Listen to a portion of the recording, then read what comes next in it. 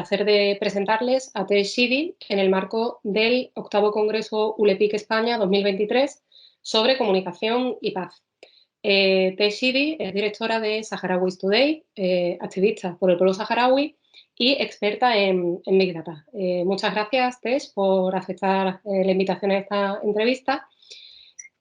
A vosotras, hombre, siempre que haya espacio y se ofrezcan espacios, obviamente, para hablar del pueblo saharaui y sobre todo de derechos humanos de cualquier persona, siempre reitero, de cualquier persona, bienvenida sea y el placer es mío, obviamente. Estupendo.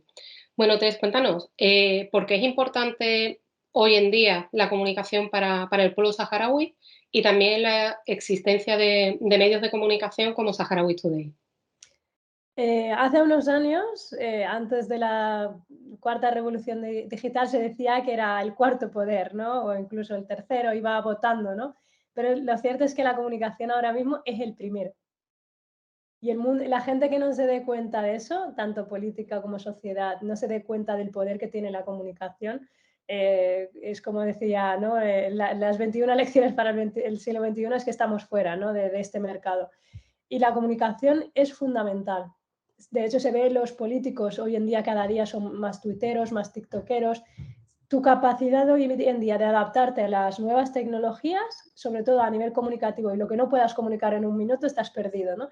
Hay muchos políticos y muchas personas que no proponen medidas, simplemente hablan de ellas. Y con hablar de ellas y generar esa confrontación, las personas hoy en día que son capaces de generar debate, de generar confrontación a nivel comunicativo, casi por seguro son las que se están llevando los votos, son las que se están llevando la admiración, esa capacidad, ¿no? de comunicar, y la comunicación para el pueblo saharaui es fundamental.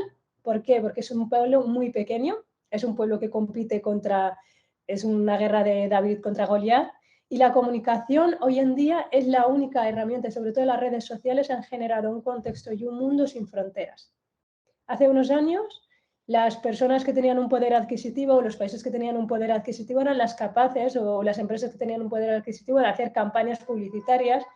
Incluso los grandes medios eran los que tenían el monopolio de la comunicación. Pero hoy en día los titulares los abre Twitter.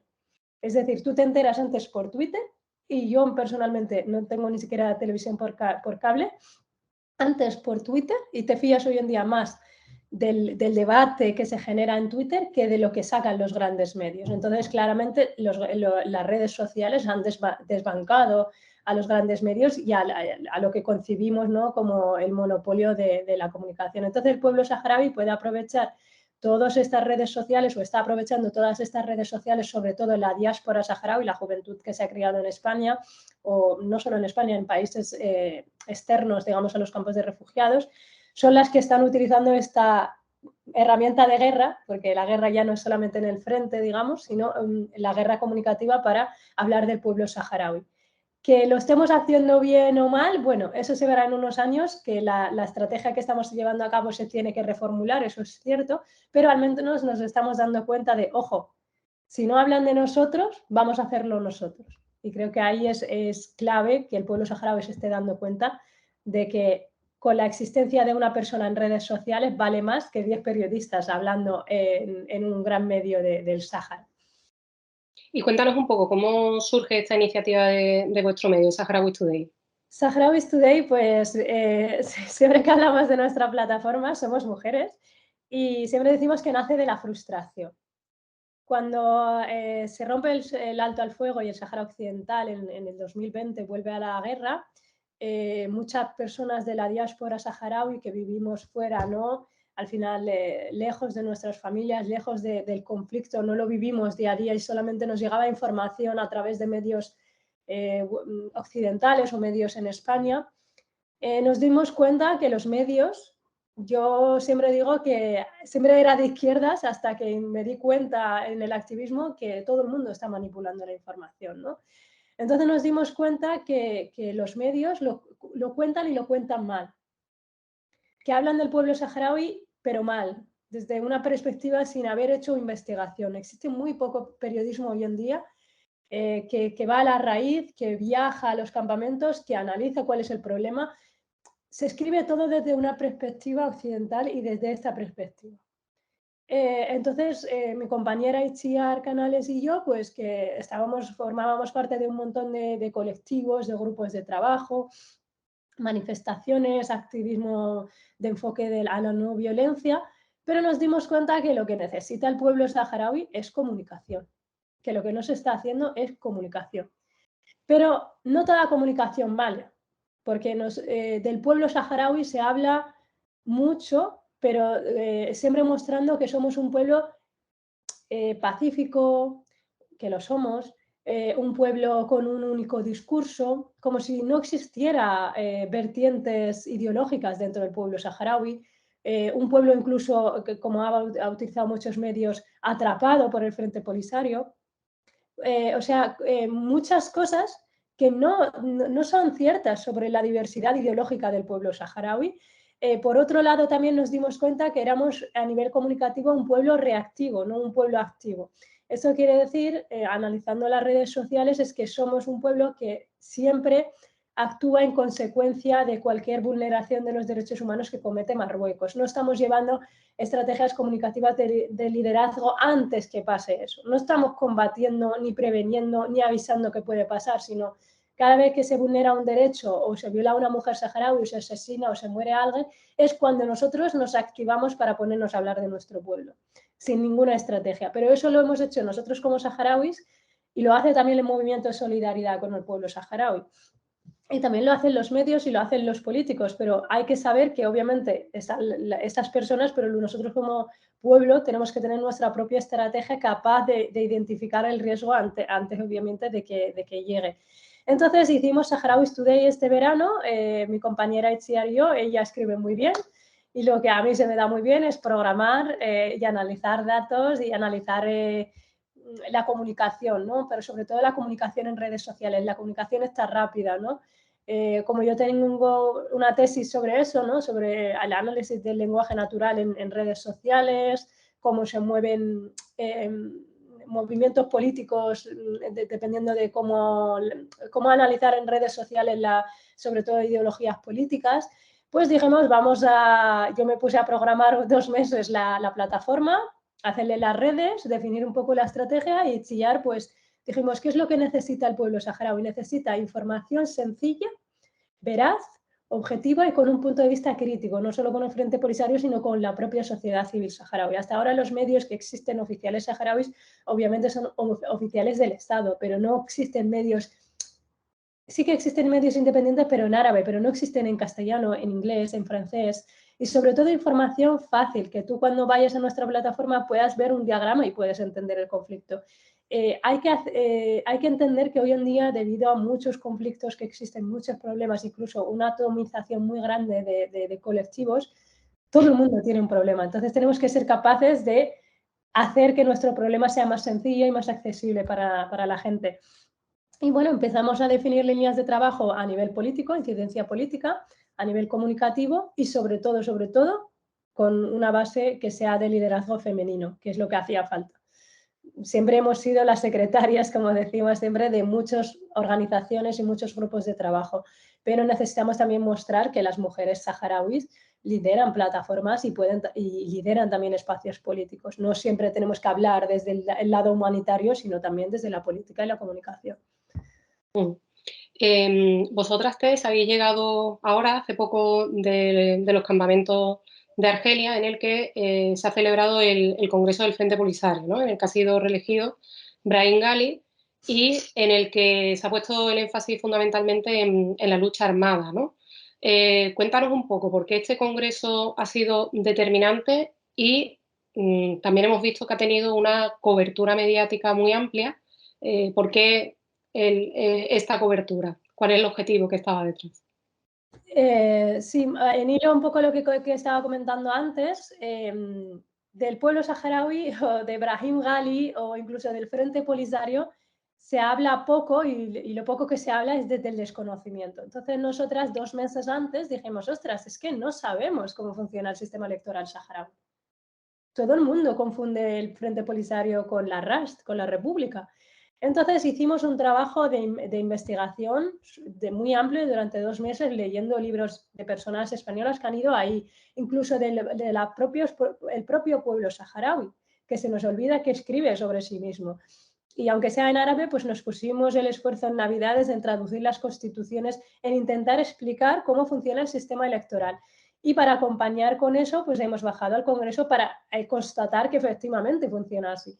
Marruecos suele decir que el presidente de la República bueno, y que el Frente Polisario, sus miembros son elegidos por Argelia y puestos a dedo ahí, ¿no? Entonces, esta propaganda es muy grave porque la concepción que tiene el mundo del pueblo saharaui es que sus dirigentes son elegidos por otro Estado, ¿no? Entonces, fuimos a cubrirlo y aunque ha habido mucha cobertura, la invitación a medios ha sido muy baja comparada con otros congresos. ¿Esto a qué se debe? Se debe a que en este congreso se ha querido priorizar el debate interno, es decir, que el pueblo saharaui debata y vea cuáles son sus puntos fuertes y sus puntos débiles, que un debate a que la gente opine sobre, ¿no?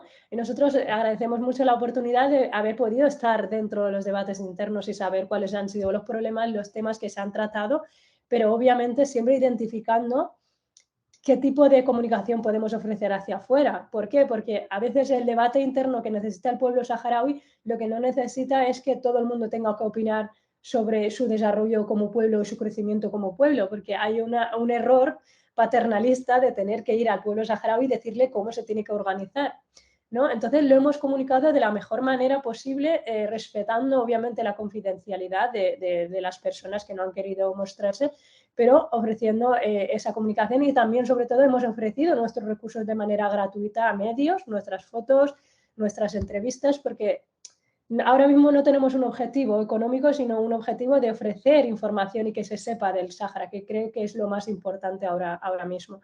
Y ha tenido éxito, ¿por qué? Porque Sahrawi Today tiene el apoyo más importante, que es el de la sociedad civil. Si el pueblo saharaui confía en la plataforma, se va a abrir a explicarse. ¿Por qué? Porque es un pueblo que se siente muchas veces amenazado por el exterior. Entonces se siente amenazado en el sentido de decir, a ver qué digo, que lo van a tergiversar y decir otra cosa. Entonces, como medio saharaui tenemos la gran suerte de ser saharauis y que no buscamos las debilidades del pueblo saharaui, sino mostrarse como tal y su diversidad para poderlo ayudar a confiar, no solo en la plataforma, sino en confiar en exponerse más en las redes sociales y en los medios, ¿no? Este congreso era importante porque estamos en guerra, ¿no? Y el lema, no solo del Congreso de intensificar la guerra, sino que también ha sido aprobado por su estatuto interno, es que el pueblo saharaui se da cuenta de que queremos vivir acorde a lo que exige, ¿no? Occidente, que es los derechos humanos, invirtamos en la política, invirtamos en salud, invirtamos en educación, pero claro, un pueblo que está en guerra, como en Ucrania, tiene que poner el servicio y la mente de las personas a pensar que estamos en guerra también, ¿no?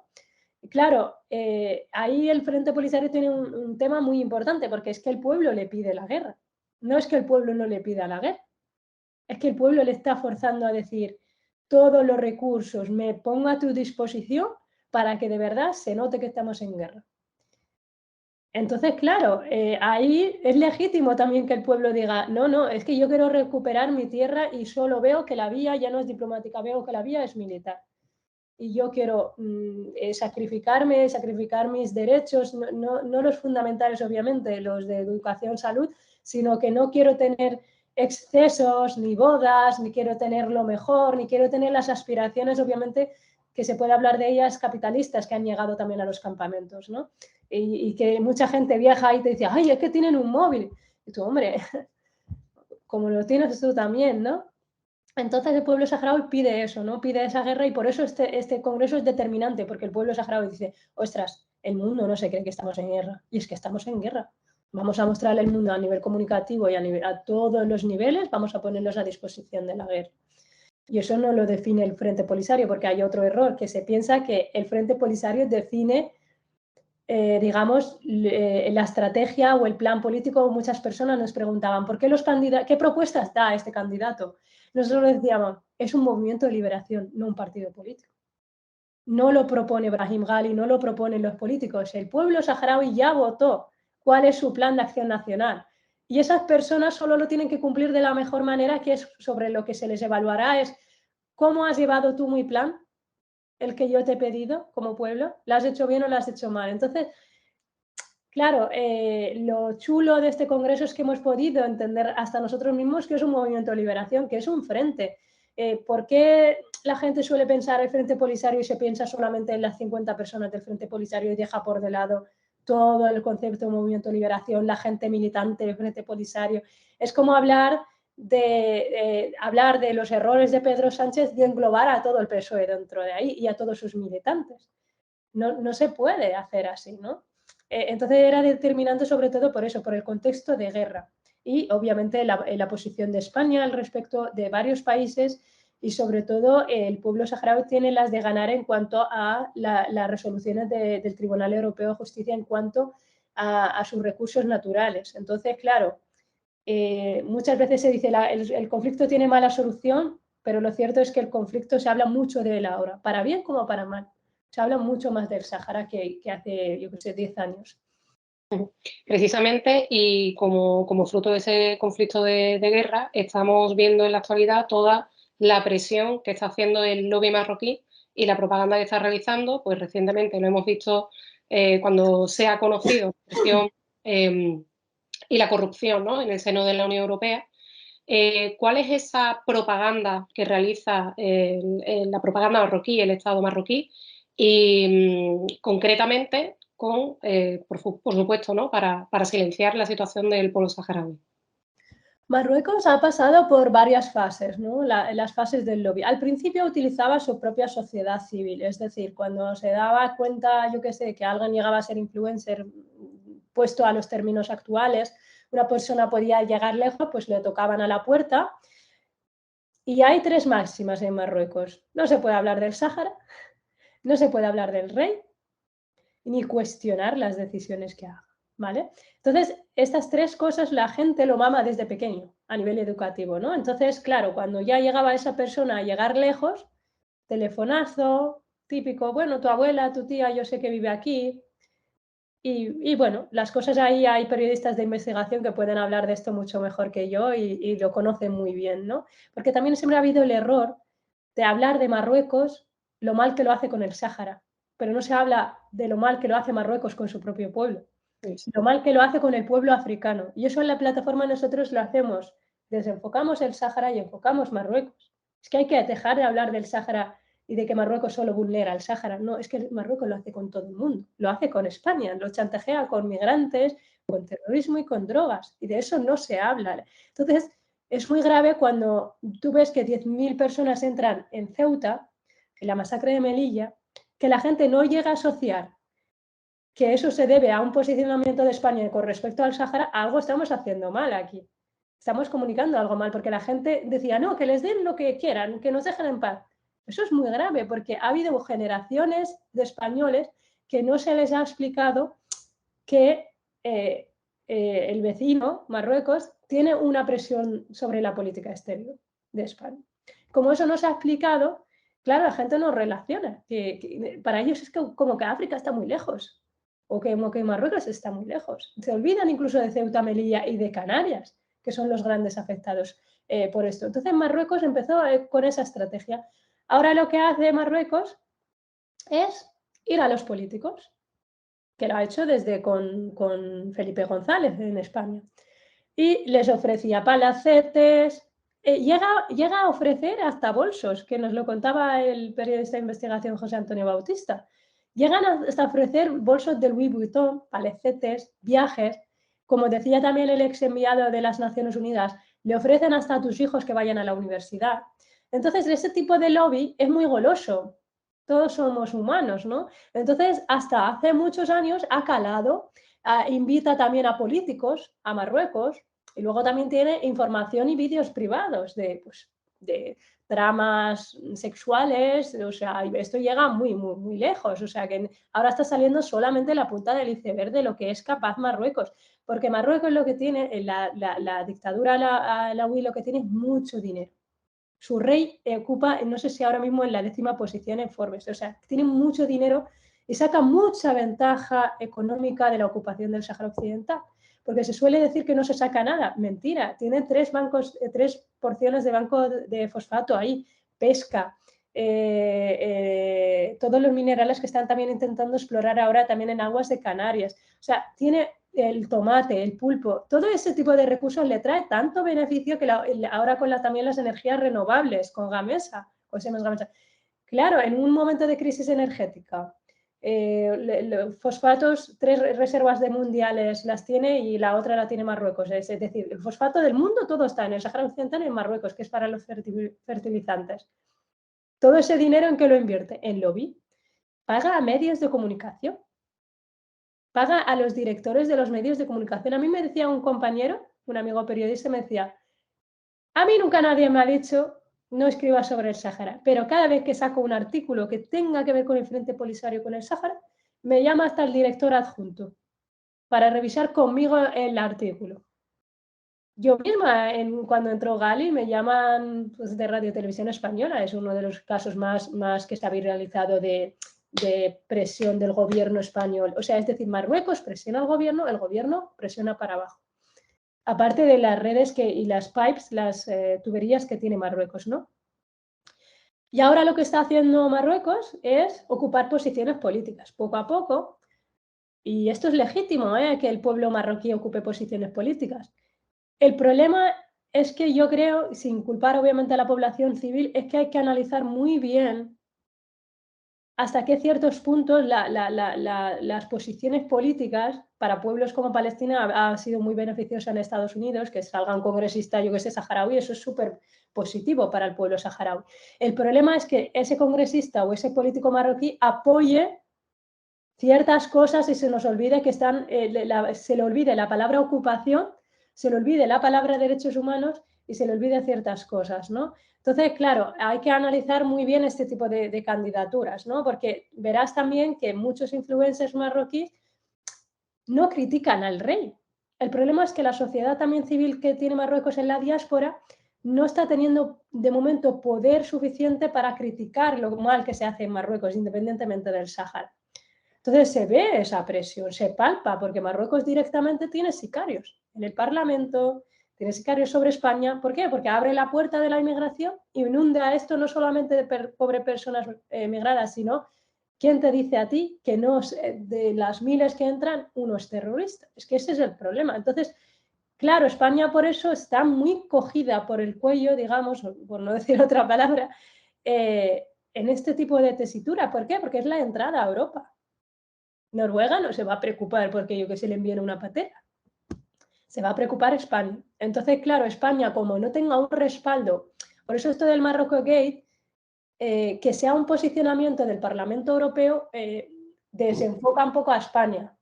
¿Por qué? Porque, claro, solemos exigir mucho a España, pero claro, España, como no tenga la Unión Europea detrás, apoyando, poco va a poder hacer. Y nosotros eso también como saharauis tenemos que tenerlo muy claro.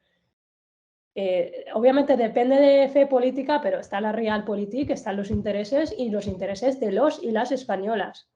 Pero esos intereses tampoco pueden ser a costa de mentir. Ojo, hay que ser realista. Oye, tenemos esta tesitura, este país nos tiene literal amenazados, pero tampoco sea a costa de decir, no, reconocemos el plan de autonomía, es lo mejor para el pueblo saharaui, por favor, o sea, no. Entonces, claro, Marruecos tiene mucho dinero, lo que tiene es mucho dinero, y con dinero y sicarios puedes hacer hoy en día cualquier cosa. Y propios periodistas marroquíes están ahora mismo en la cárcel.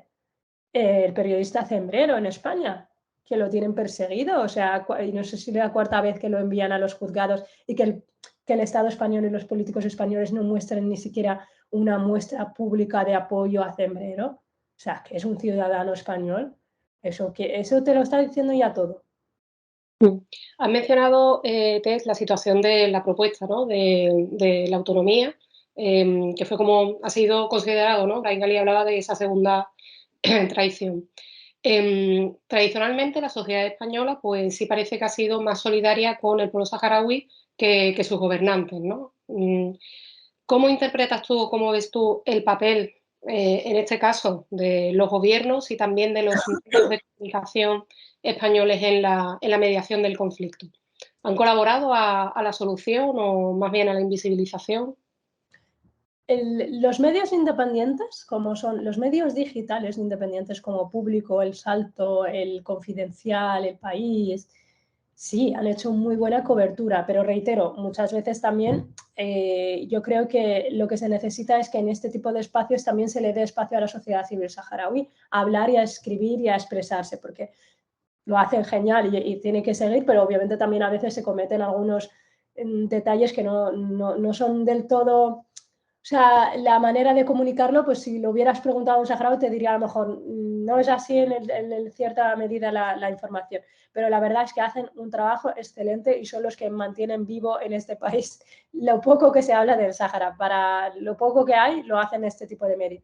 Los grandes medios, como te comentaba, obviamente estos son los que se toman la paella con Mohamed o con algún enviado especial de estos medios. Está clarísimamente que están influenciados por eso y sobre todo a platos se suele invitar a gente como Inda, gente que es como un cáncer, no solo para el pueblo saharaui, es un cáncer para el pueblo español. O sea, el problema es que como los medios de este tipo, los grandes medios, han perdido, digamos, ese poder, ya lo digital está sobrepasando, digamos, lo que vende es el salseo. Es decir, que tú puedas generar debate y hagas pues, un tipo informativo de Sálvame, es lo que genera dinero. Entonces, claro, cuando entró Gali, es que decía, se ha oído, perdona, incluso a políticos de Vox decir, el Frente Polisario es un grupo terrorista. Es que eso debe ser condenado absolutamente por todos los partidos y por los medios y por cualquier periodista, porque para que un grupo de liberación nacional se considere terrorista, las Naciones Unidas emite ese comunicado. Y no tendríamos un representante del Frente Polisario en España. Pero claro, como sale todo impune, se habló también muy mal de Brahim Gali, como, porque claro, yo puedo presentar cualquier querella contra ti. Otra cosa es que yo la querella sea verdad, pero si se le da más cobertura a la querella que al resultado de la Audiencia Nacional, aquí estamos haciendo algo mal, ¿no? Pero algo mal lo estamos haciendo a propósito. Se ha hablado muy mal de Gali, se ha dicho crímenes de guerra a lesa humanidad, pero nadie ha dicho la Audiencia Nacional ha archivado porque considera que es incierto y que no hay ni siquiera pruebas para demostrarlo. Eso no ha hecho nadie cobertura. Ni siquiera los propios saharauis, porque estamos haciendo una comunicación que se agota en el tiempo. Es 2 semanas, en fin. Ya está. Lo que no está de moda, lo que no está en redes, lo que no se puede, todo el mundo hace así. Ya está, hasta los políticos, ¿no? Entonces, ¿han contribuido los pequeños? Sí, pero los grandes siguen teniendo se necesitan desbancar. Como no se desbanquen, que yo creo que sí que será en unos años muy inminentes, pero hay dinero detrás, emiten muchos bots, también Marruecos tiene muchas estrategias de bots en redes sociales, igual que utiliza Vox. Entonces, ese tipo de bots, que es, lo bueno que estamos haciendo nosotros es detectarlos y catalogarlos como fake news, ¿no? Entonces, para tú decir que una noticia es falsa o para decir que una persona es un bot o que es una estrategia detrás, tienes que hacer mucho trabajo de contrastación, ¿no? Porque si no, estás acusando y estás convirtiéndote un poco como lo mismo, ¿no? Tiro la pelota, me la devuelve. Entonces, nosotros en Saharaui Today paramos y dijimos, vale, vamos a enterarnos bien cómo funciona el pueblo saharaui, sus sistemas, todo, para que cuando esta gente diga cualquier cosa podamos tener argumentos para rebatir, ¿no? Que creo que es lo que nos faltaba mucho. Pero bueno, que la comunicación es un trabajo y es además una de las ciencias que más se reformula, se remodela, porque el mundo cambia y los estándares también cambian, ¿no? Y el Frente Polisario tiene una pésima estrategia comunicativa. Fatal. ¿Por qué? Porque sus representantes, muchos de ellos no tienen redes sociales, muchos de ellos no generan una campaña de marketing, pero claro, volvemos a lo mismo, el pueblo saharaui es que tiene otras prioridades, está en guerra, no está para hacer TikTok. ¿Sabes? Es que, claro, entonces cuando tú analizas todo esto y cuando tú oyes a periodistas españoles decir, no, es que es un sistema hermético, es que no sé qué, ya, pero es que el Frente Polisario se tiene que encargar de casi 300.000 refugiados en Argelia. les tiene que dar de comer, les tiene no sé qué, sus prioridades son otras.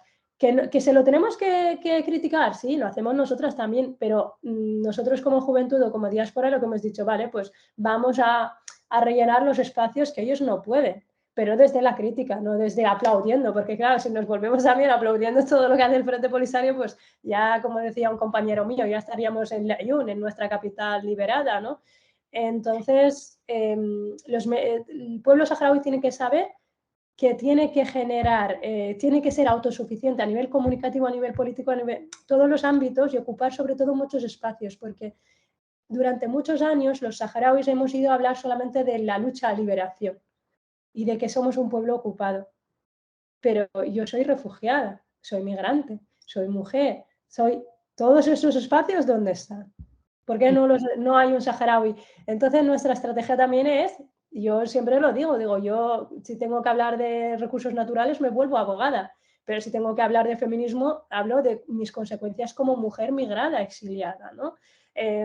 O también una mujer en el mundo de tecnología, o sea, el mundo lo que ha hecho, y nosotros le hemos seguido el rollo, es tenernos enfocados en un único problema y colectivizar nuestro problema sin individualizarlo, ¿no? Entonces, cada saharaui tiene un problema y cada saharaui está en una fase. No todos los saharauis les gusta la política, ni tienen por qué hablar del problema del pueblo saharaui desde una perspectiva política. Lo pueden hacer desde su perspectiva migrada, de su perspectiva de no tener papeles, de ser mujeres en un contexto musulmán. O sea, hay muchas vías y creo que esta generación saharaui que ha enviado el Frente Polisario en los 80, en los 90, que es la mía, es la que tiene que tomar esta responsabilidad y saber en qué punto está.